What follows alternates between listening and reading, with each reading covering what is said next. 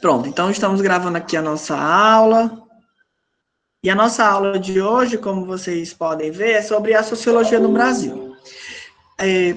Só frisando, né? Estamos aqui a tratar, a gente fecha de modo mais amplo uma sequência, diria, teórico-histórica no campo da sociologia, ou seja, como a sociologia ela se forma, em especial, como nós vimos nas aulas passadas, no espaço europeu, em especial com Emile Durkheim, o Max Weber e o Karl Marx, que trataram de pensar todos os processos, né, de mudança social que aconteceram no território europeu, em especial, os processos de Revolução Industrial, que é uma marca, poderíamos dizer que é um ponto de início, não que outras coisas, como nós vimos, outros acontecimentos, não tivessem importância para a formação da sociologia, mas a Revolução Industrial é um marco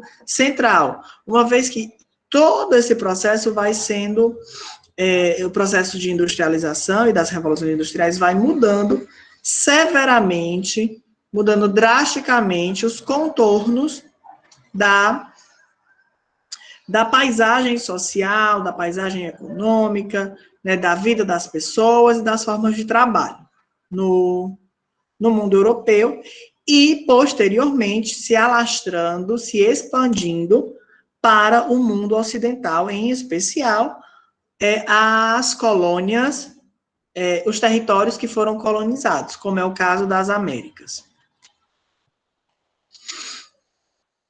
Em se tratando de sociologia no Brasil, é importante também que, como eu acabei de falar nesse momento anterior, o desenvolvimento do pensamento sociológico no Brasil, ele também está correlacionado à produção do desenvolvimento capitalista, certo? A produção do desenvolvimento capitalista e também a forma de inserção do Brasil nessa nova ordem mundial, ou na ordem mundial do capitalismo. Isso é interessante que a gente pense e que a gente pontue. Por quê? Porque se nós formos observar, a sociologia no Brasil, ela vai acontecer na virada, entre o século XIX, ela vai surgir, né, na virada do século XIX para o século XX. E é nesse momento que o Brasil vai passar por uma série de mudanças no campo político, no campo social e intelectual, que vai proporcionar o surgimento, né, das análises sociológicas. Em especial, a pensar o que é o Brasil. Eu acho que essa pergunta, o que é o Brasil, é muito importante para que a gente entenda e compreenda como ocorreu e se deu o processo de formação e análise do pensamento sociológico no Brasil. Dito isso, é importante que a gente lembre que todo o processo de formação do Brasil, em especial o Brasil colônia, né, o período colonial e o período imperial, estão aí marcados também dentro desse pensamento. Uma vez que é preciso pensar o Brasil de dentro, a partir da sua formação. Isso implica também, né, esse contraste, vou colocar o termo diálogo, né, entre esse passado colonial e imperial do Brasil com esse novo Brasil, que é o Brasil que está querendo se inserir no início do século XX, nessa ordem mundial capitalista, com seus processos de industrialização, com seus processos de reforma no campo da educação e saúde, por exemplo, né? Então, você vai vendo que há todo esse processo. Então, é nesse caldo, é nesse emaranhado que a gente vai ver surgir a sociologia no Brasil. Tá tranquilo até aqui? Coloquem aí no chat, sim ou não, não ou sim.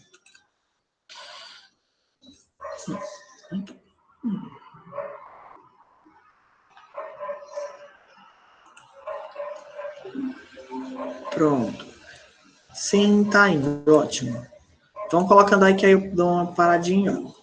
Então, desse modo, é importante que a gente faça uma leitura sobre a formação do Brasil. A formação do Brasil enquanto território, enquanto uma colônia, enquanto um império, enquanto uma república, certo? E até os dias atuais. Então, para que a gente pense a sociologia no Brasil, é necessário que a gente também entenda como se deu a formação no Brasil e como diversos olhares, né, foram atravessando esse território, né, que é chamado Brasil. Dito isso, eu acho que eu já vou entrando aqui na primeira pergunta, né, que é o que aconteceu? O que é que nós estamos tratando quando a gente está pensando na formação histórica do Brasil? Estamos aqui tratando, antes de mais nada, de uma invasão por parte, né, de Portugal a novas terras. 2, a chegada desses portugueses, já com, não esqueçamos, com uma série de técnicas e de tecnologias que possibilitaram esse dito, abre aspas, descobrimento. Então, você já vai ver, é muito interessante isso, porque quando a gente é criança, né, contam que os portugueses, eles saíram nas caravelas e que chegaram aqui pensando que tinham chegado nas Índias e que as caravelas não eram, eles estavam correndo risco, perigo de vida, etc. e tal. É muito interessante que quando você vai ver, por exemplo, o que realmente aconteceu antes, né, dos portugueses se lançarem para o além-mar, né, além do mar. Por que é esse além-mar? Porque nos mapas antigos, né, existia uma representação gráfica que era o mar e quando ele acabava era o além-mar. Então, além do mar. Não se sabe o que é que tinha.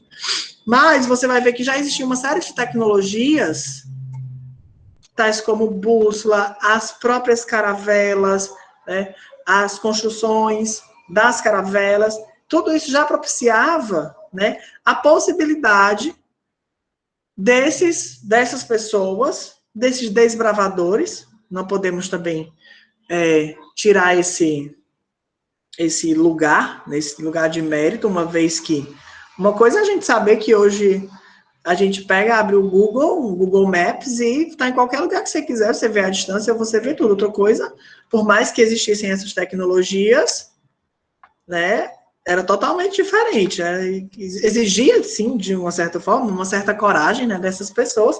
E aí também, sem contar uma série de outras coisas. Né? Não esqueçamos. A galera que vinha nesses barcos não era gente muito boa, não, tá? Não era essa galera boazinha que a gente a gente escuta, né? Era galera mais... eram presos, eram pessoas que não tinham nenhuma perspectiva de vida, assim, no sentido econômico-financeiro, e vamos lá, não tenho nada para fazer aqui, eu tô lascado mesmo, como a gente diz aqui no Nordeste, vamos ver o que a gente acha. Né? Então, é nesse sentido também. Tem um historiador, depois eu sugiro que vocês deem uma olhada, o nome dele é Ronaldo Vainfas.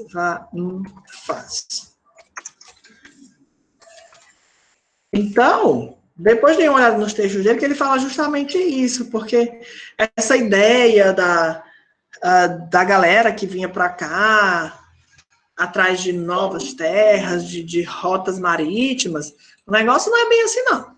Né? Então, tem uma outra perspectiva aí. E também, junto com essa turma, também vieram, né, as ordens religiosas. Lembrando, é interessante que a gente diga que nos primeiros 50 anos, a ordem religiosa que se instala no Brasil são os franciscanos, tá? E não os jesuítas. Os jesuítas, eles vêm depois de 1550, se não estou enganado, é 1554. Até esse período, quem fica por aqui são os franciscanos. Mas quem dá o tom do negócio são os jesuítas.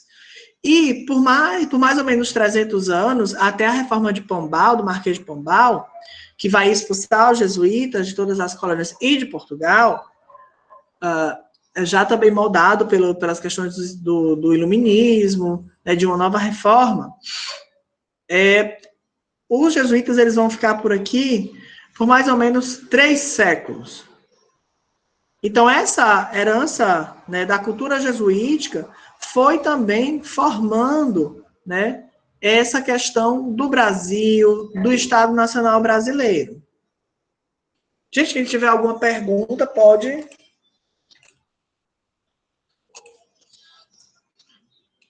fazer. Não, eles eram franciscanos por causa de São Francisco. Eles eram da ordem franciscana, dos franciscanos lá de São Francisco de Assis. Aí depois é que eles pegam o beco.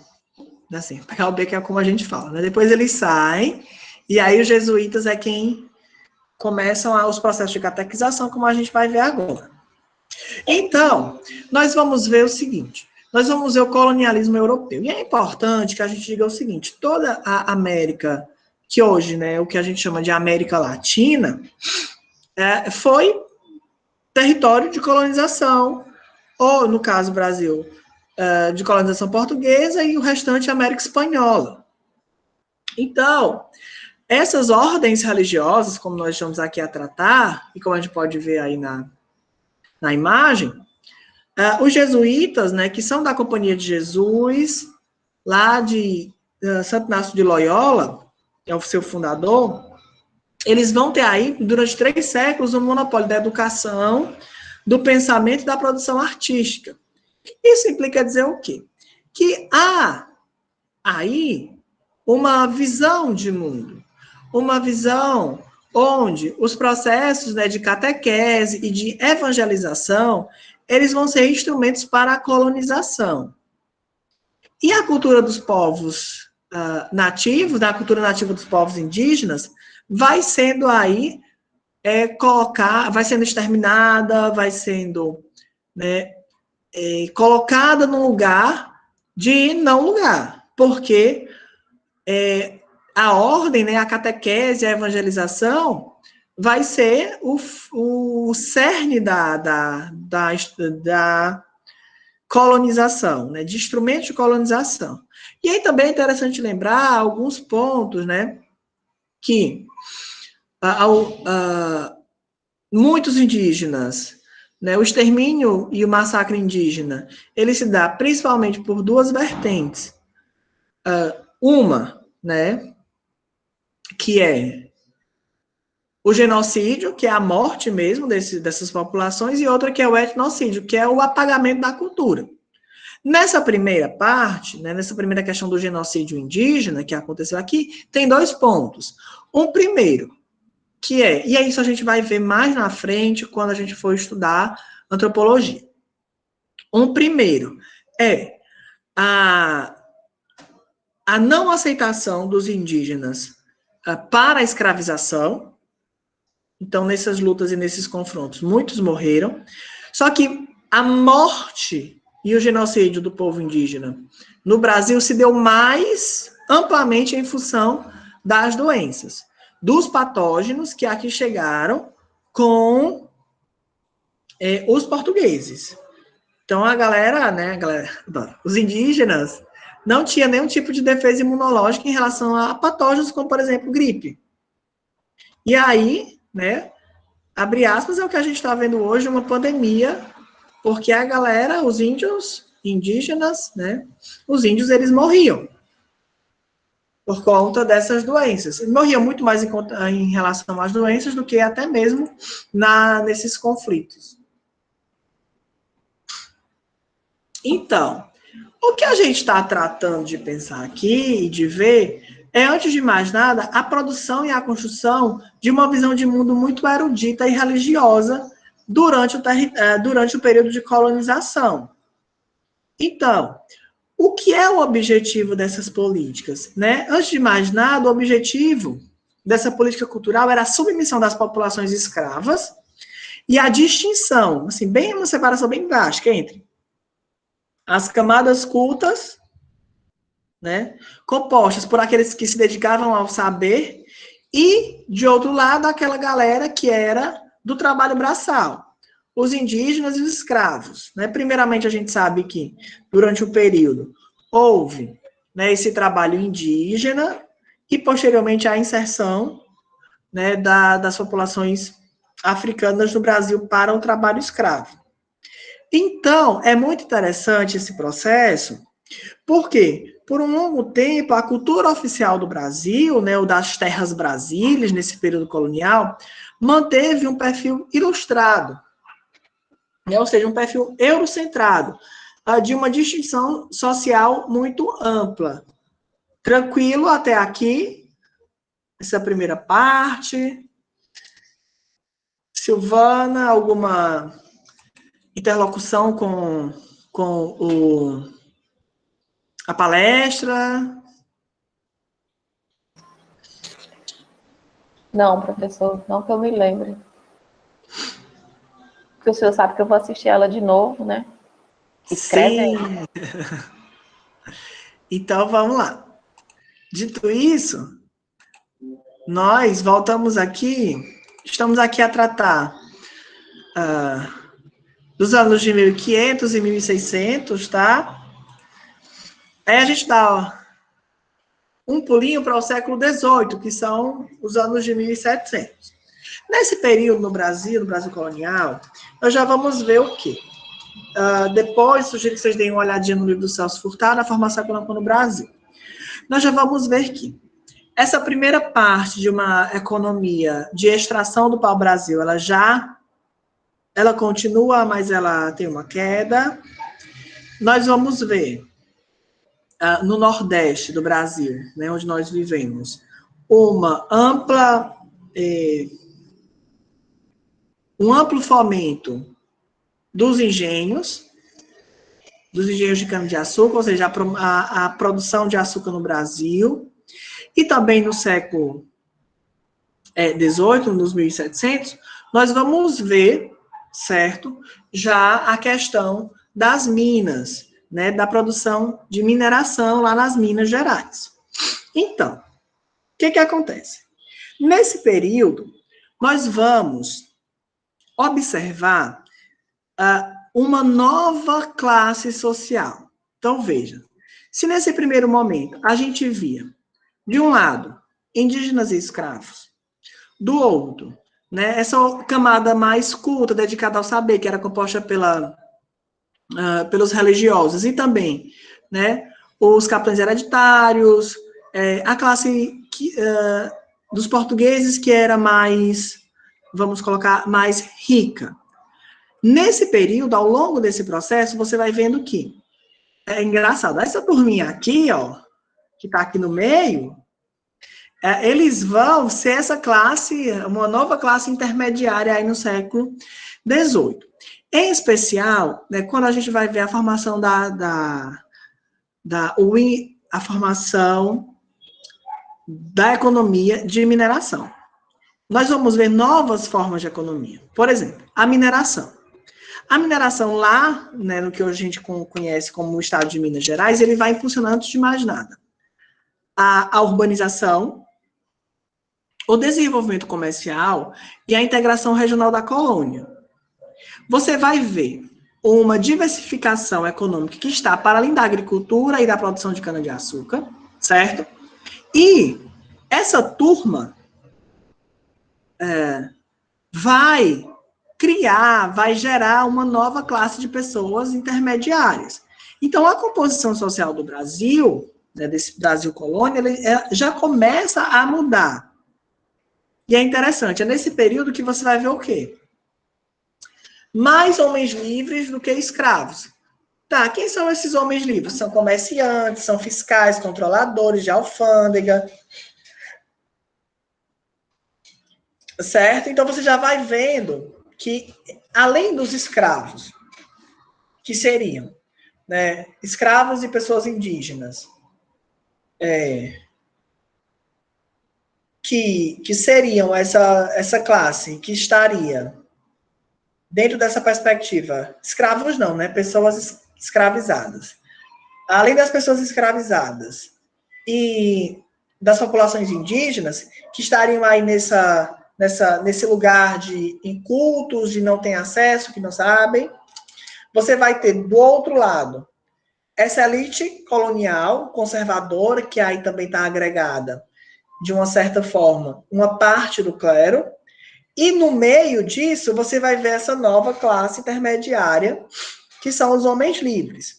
E essa galera, ela vai começar a fazer, literalmente, né, um intercâmbio de consumo, né, da cultura europeia. Então, em especial da França. Então, essas pessoas ricas, elas começam a fazer essa interação, esse intercâmbio. E, por exemplo, você já vai vendo modificações no campo do ensino.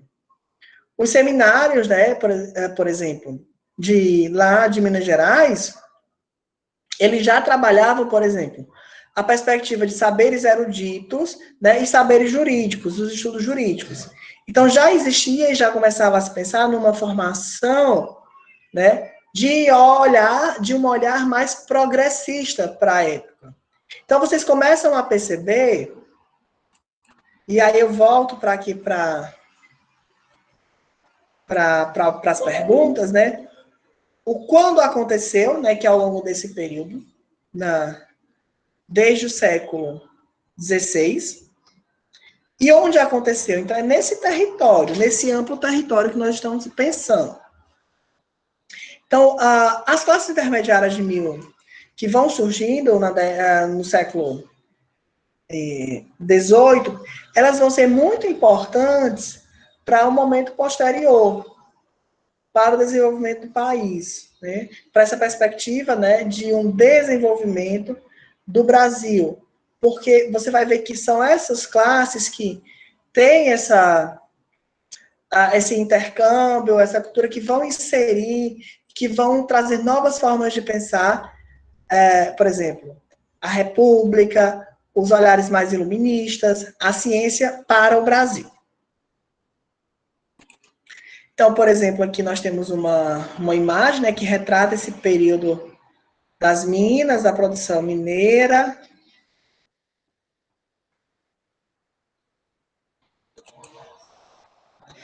Já no século XIX, o que acontece?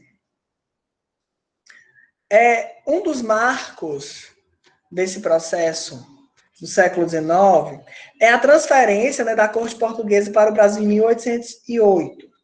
E é muito interessante que, assim, a galera ela vem fugida, né, do Napoleão Bonaparte, que está botando quente lá na Europa, então eles vêm para o Brasil. E quando a gente fala da transferência da corte portuguesa, gente, é muito interessante porque, assim, não foi o rei, a rainha e a turma mais próxima que veio, não. Veio uma galera. Veio todo mundo mesmo, assim. Veio os intelectuais, médicos, professores, então veio toda a turma. E isso vai ser muito interessante, por quê? Porque você vai ver, antes de mais nada, uma mudança da mentalidade. Então, essa perspectiva mais conservadora, né, vai sendo aí modificada por uma mentalidade, primeiramente, de um olhar mais laico, de uma laicidade frente ao Estado, e também os ideais iluministas. Certo? Isso vai ser muito importante. E aí também é interessante que a gente pense, vocês vão ver isso também mais na frente, quando vocês tiverem aula de saúde coletiva, a transferência da corte portuguesa para o Brasil foi fundamental, por exemplo, para que se começasse a pensar processos de saúde no Brasil. Para que se começasse a pensar saneamento. Então, é com esse movimento, né, de transferência da corte que você vai ver, por exemplo, as primeiras escolas de medicina. Se não estou enganado, é uma no Rio e outra em Salvador. Aí também, se não estou enganado, depois tem no Recife. Então, você vai vendo, né, o quanto essa transferência da corte portuguesa para o Brasil vai fazer com que essa colônia não mais seja a colônia. A gente precisa organizar essa colônia, né, porque a corte portuguesa está aqui. Certo? É interessante também que a gente pense que nesse período, a sociedade brasileira, né, enquanto produção de sociedade, cultura, ela vai ser descrita, né, pelos naturalistas, né, que vão fazer livros, né, no campo do que se chama da história natural, para mostrar, para apresentar o que seria, né, o Brasil, o que seria esse território, como seria, as pessoas nativas que vivem aqui, a botânica, a zoologia, olha, estou falando bonito, aprendendo. Está alguns termos da biologia. Você vai vendo que esse processo, né, então, é dessa forma, né, os naturalistas eles vão ser muito importantes para descrever, né, o Brasil, o território brasileiro, lá no século XIX. É interessante também que a gente comece a pensar que, nesse período do século XVIII, primeira metade do século XVIII, nós vamos ver já uma produção artística e intelectual.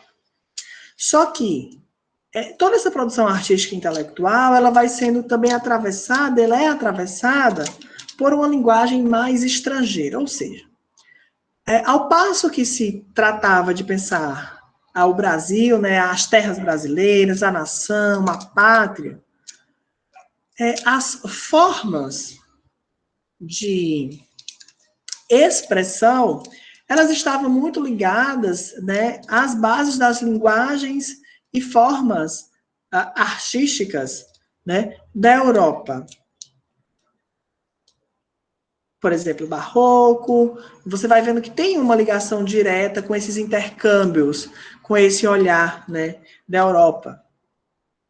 Então, uma tentativa de aproximação desses dois territórios. Então, tanto é que você vai ver o período chamado de Belle Époque, aqui no Brasil, em muitas capitais. Tranquilo? É válido destacar que no campo da ciência, e aí, lógico, né, estamos também aqui pensando no século XIX, você também vai estar tendo todo esse burburinho lá na Europa, né, no campo epistemológico, do que é ciência, como faz ciência, dos objetos, qual é o objeto de cada ciência, qual é a metodologia. Todavia, esse processo ainda chega de modo tardio no Brasil. E é interessante, por fim, dizer que mudanças ao longo do século XX. Quais são essas mudanças, né? Em especial, desculpa, século XX não, século XIX. Em especial no finalzinho, nas últimas décadas, né? Como nós vamos ver. Primeiramente, o questionamento das instituições coloniais, a escravidão, a monarquia, o surgimento dos ideais republicanos e liberais. Então, no final do século XIX, nós vamos ver todos esses movimentos de mudança, de virada do século XIX para o século XX. Então, aqui nós temos uma imagem, né, que retrata a chegada da família real no Brasil. Então, como eu falei, não foi só a família real, foi a turma toda que veio para cá. Certo? Tranquilo? Gente, está tranquilo até aqui? Alguma dúvida, pergunta, indagação?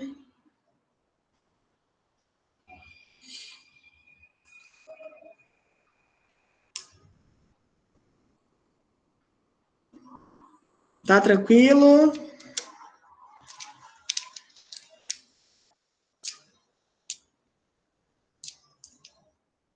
Sim ou não?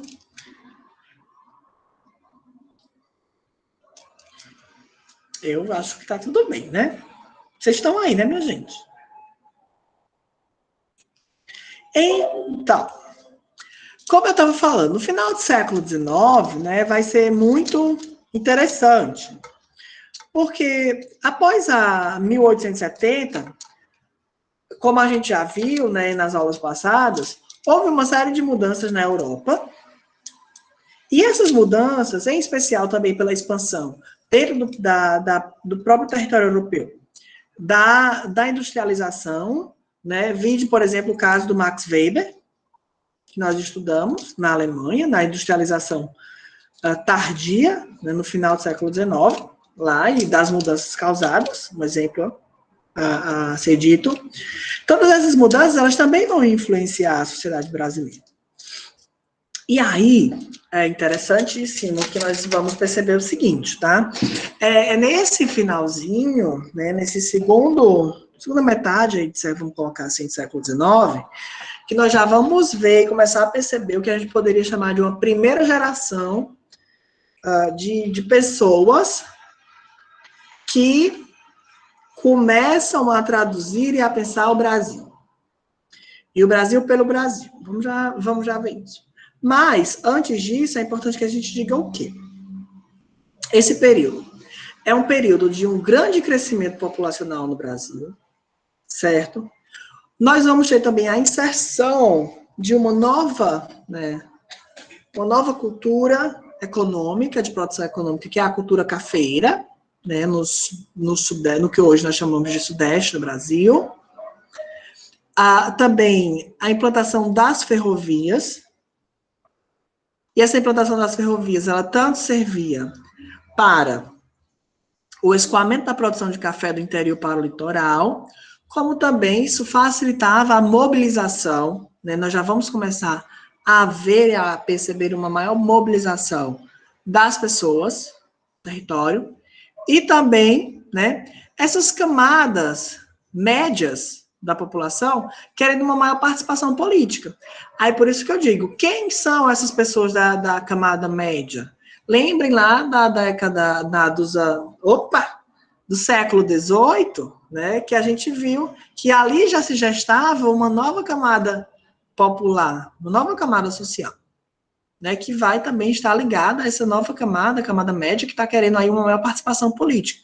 Tanto é que depois nós vamos ver na República, né, o processo do que a gente chama de República do Café com Leite, onde você vai ver numa transição de um governo de um estado para o outro, né, do estado brasileiro.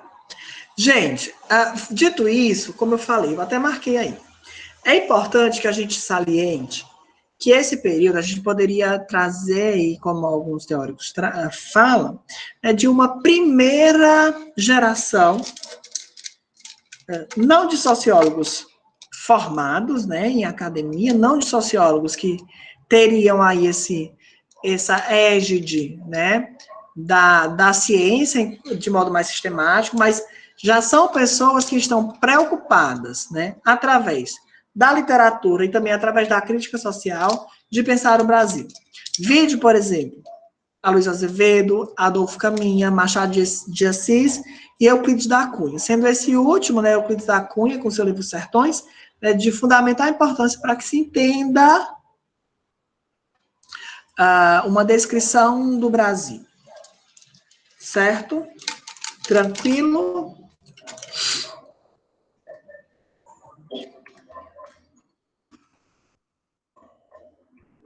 Tá tranquilo, gente?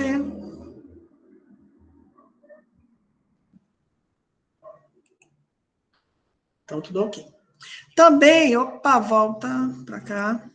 Para finalizar, nós vamos ver, né, e aí o lento desenvolvimento científico também continua no Brasil, apenas no início do século XX, é que é fundado o Instituto Manguinhos, lá no Rio de Janeiro, e também, posteriormente, o Butantan, em São Paulo, que são as primeiras instituições, né, de ordem científica que vão se instalar e serem inauguradas no território brasileiro, mas só apenas no século XX, né?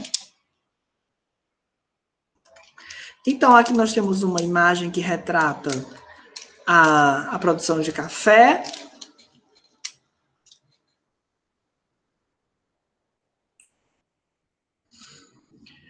Então, é importante que a gente pense, né, nessa virada de século. Século XIX para o século XX. E essa virada de século, ela vai ser, como posso dizer, fundamental, primeiro, no plano político, uma vez que a gente vai, né, sair de um regime de monarquia para um regime republicano. Isso implica uma série de coisas, em especial no plano econômico. Por quê?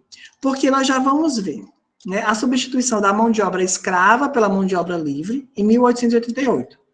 Importante que a gente pense o seguinte: a libertação dos escravos ocorreu, digamos, e observamos muito mais no plano da lei do que da prática, uma vez que uma parte desses escravos, eles foram para os grandes centros, e nesses grandes centros, aí não encontrarão trabalho, né? Então você vai vendo já uma série de questões que envolvem esse processo, e aí eu lembro, peço que vocês lembrem do livro do O Cortiço, do Aloysio de Azevedo, que ali você já vai vendo como se dá a formação das favelas no Brasil, e por outro lado também, muitos continuaram trabalhando nas fazendas, sendo livres, mas continuaram a trabalhar nas fazendas. Então, isso você já vai vendo que o que a gente chama hoje de políticas públicas, né, não houve aí nenhum tipo de organização, de planejamento para essa população. Então, eles foram libertados, lembrando que o Brasil foi o último país a deixar a mão de obra escrava. Então, as pessoas escravizadas, elas foram libertadas, todavia o Estado não pensou em nenhuma forma de organizar, de fazer uma reparação, uma organização, né, do que hoje nós chamaríamos de políticas públicas, né, para essa população. Outro ponto importante é a vinda dos imigrantes para o Brasil, né, que aí vai diretamente estar correlacionado à agricultura cafeeira e também ao crescimento urbano e comercial.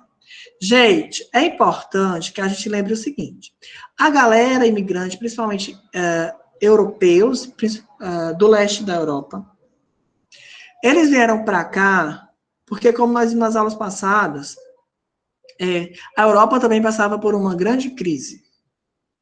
Então, a galera não veio para cá porque, vamos para o Brasil, porque lá a gente vai... Porque lá tem oportunidade. Não, eles... Nesse sentido, assim.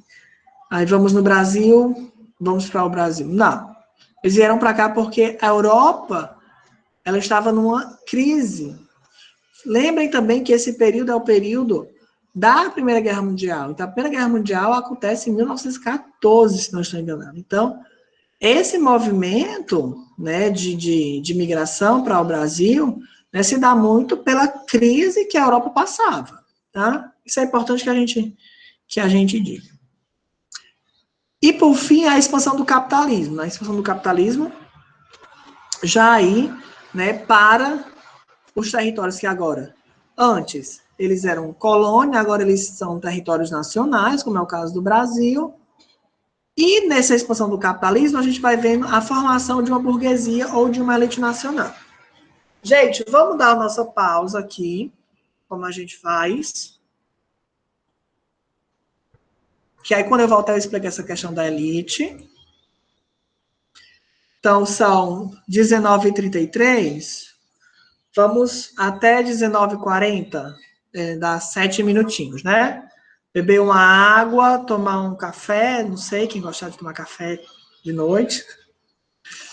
Tomar um chá, enfim, e aí a gente volta, tá bom?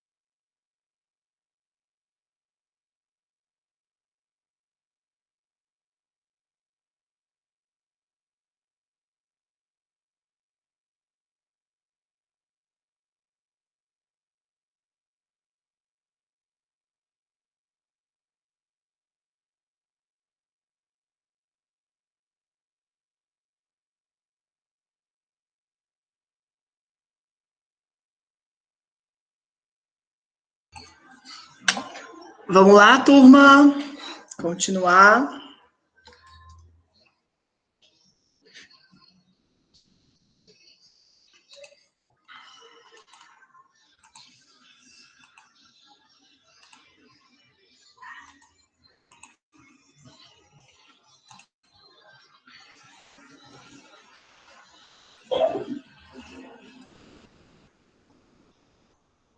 Já estão vendo o slide? Pronto. Como nós estávamos falando, tem uma questão nessa virada do século XIX para o século XX, que é a formação, né, de uma burguesia no Brasil. É interessante, eu até marquei assim, uma elite nacional. Eu prefiro utilizar o termo elite nacional, que é um termo cunhado pelo, né, e muito trabalhado pelo sociólogo Gessé de Souza, onde ele vai justamente, né, nos mostrar que no Brasil, essa ideia de burguesia, e outros teóricos também, essa ideia de burguesia não faz muito sentido, né? Faz mais sentido que a gente pense em numa elite, né, nacional que se formou no Brasil. Porque a burguesia, essa ideia de burguesia, vem da ideia de burguês, que era o dono de um burgo. E nós não tivemos esse tipo de organização social dos burgos que remetem ao período feudal aqui no Brasil. Então, essa ideia de uma elite nacional nos soa melhor. Então, essa elite nacional que começou a se formar, né, ela, antes de mais nada, busca, né, uma estrutura social que é descolada dessa colonização e que busca, antes de mais nada, né, a transformação do Brasil em uma sociedade capitalista, né, ou seja, a inserção do Brasil, né, nesse novo modelo econômico, que é o modelo capitalista. Isso implica, né, que e aí, por exemplo, a gente rememora um pouquinho da nossa aula de Comte, sobre Augusto Comte, quando ele vai tratar do positivismo. Então, é nesse momento que você vai ver os ideais positivistas, né, de ordem e progresso muito fortemente sendo trabalhados no Brasil. Então, para esse projeto independente de nação, o que é que se precisava, né, dentro dessa perspectiva? Combater o analfabetismo, homogeneizar os valores, né, e criar, antes de mais nada, um sentimento de patriotismo. Ou seja, promovendo, assim, mudanças reais na estrutura social.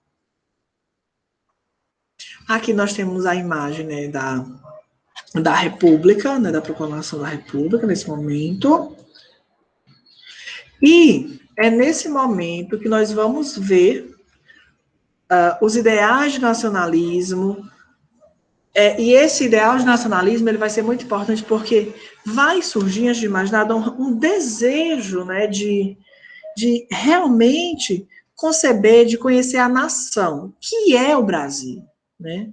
E, antes de mais nada, chamar as pessoas das diversas classes sociais para exercer o seu papel de transformação na sociedade brasileira. Isso implica que nós vamos começar a ver uma reorientação do pensamento social. Logo, nós vamos começar a ver análise em perspectiva sociológica. E aí, lógico, já pensando também na aproximação da sociologia numa ciência mais próxima, né, desse intercâmbio Brasil-Europa, já pensando nesses moldes mais de base teórico-científicas que foram aí formuladas na Europa, tanto pelo Durkheim como pelo Max Weber.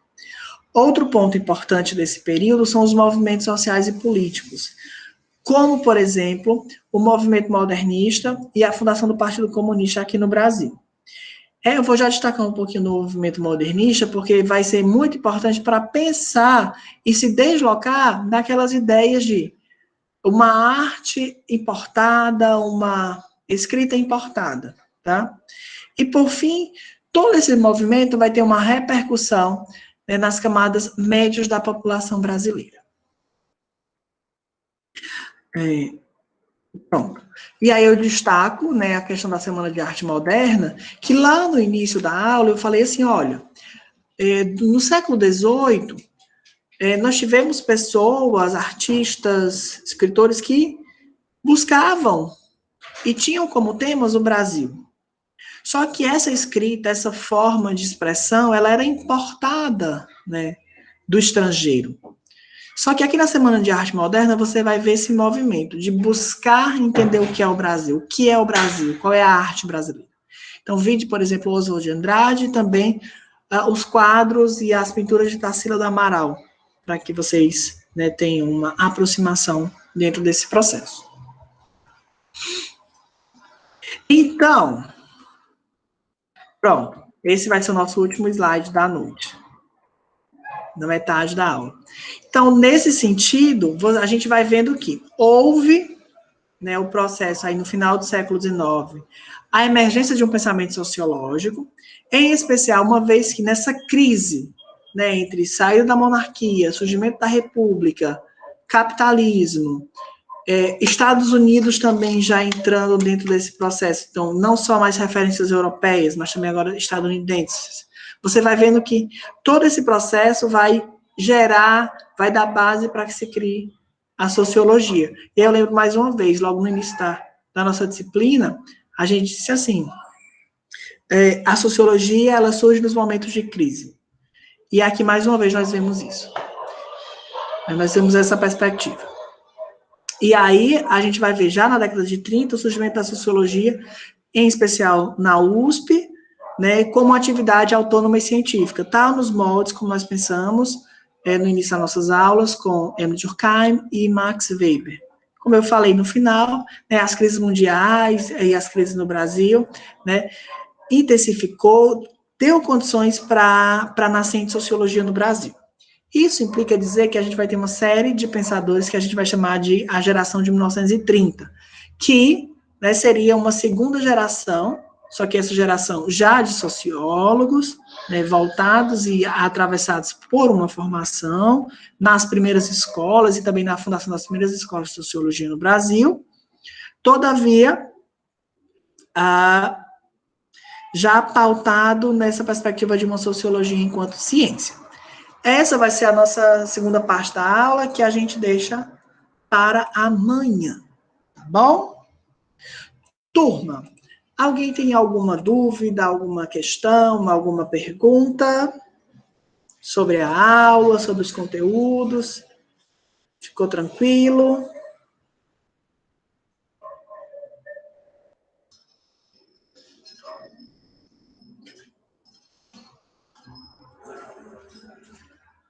Me digam aí, pelo menos pelo chat, para eu saber.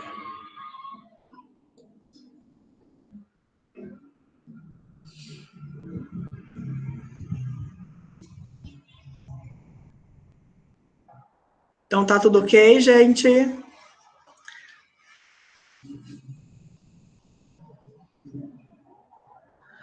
Pronto. E aí eu peço que vocês deem uma olhadinha, né, lá na palestra, que eu já deixei o link lá para vocês darem uma olhada, e aí amanhã a gente continua, né, a nossa aula, mas eu acho que está tranquilo. É sempre bom, porque é sempre bom que a gente divide, né, assim, 2 momentos, dá tempo de descansar, dá tempo de refletir as ideias que foram apresentadas, consolidar também lendo algum outro texto, vendo um vídeo, né, e aí sempre vai sedimentando cada vez mais essa formação do pensamento. Então, gente, é isso, eu agradeço a vocês pela atenção, meu muito obrigado sempre, e até amanhã.